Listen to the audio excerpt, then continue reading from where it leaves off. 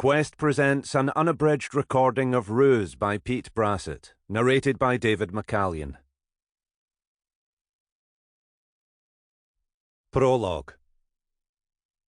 With a mop of grey hair, a goatee beard and a guitar slung across his back, the ponytailed Tam McDonnell, a slender 65-year-old with a penchant for roll-ups and bourbon, could have been mistaken for one of Nashville's touring elite as he hopped into a camper van, slipped an unlit cigarette between his lips, and left the bustling dockside of Leith for the comparatively sedate streets of Ayr.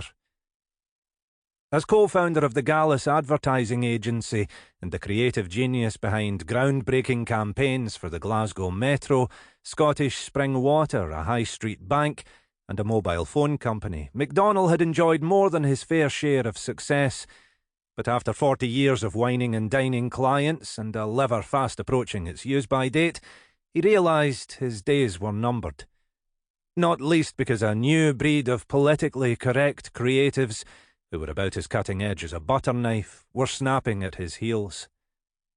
Faced with trying to salvage what was left of a dwindling career, or making the most of a God-given opportunity to follow his dreams, he opted for the latter, accepted a cash offer for his share of the business, and set his sights on opening a laid-back bar with live performances from some of Scotland's finest folk singers.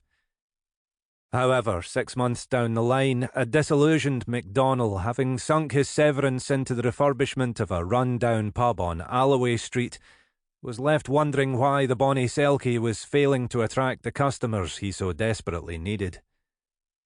Loitering in the doorway, he pulled a Zippo from the pocket of his denim jacket and lit a cigarette, oblivious to the gaze of a curious young man watching intently from across the street.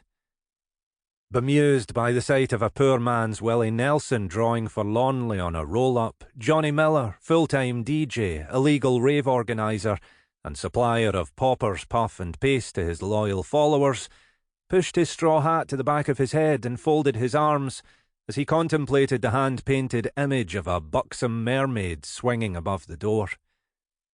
With zero qualifications and an aversion to any conventional form of employment, the cash-conscious 28-year-old, as wily as a market trader, was blessed with an uncanny knack for sniffing out money-making opportunities, like a pig snuffling for truffles. "All right, pal," he said as he swaggered across the street. "When's the funeral?" McDonnell glanced across and smiled. "The way things are," he said, "it could be tomorrow." "How so?" Sample complete. Ready to continue?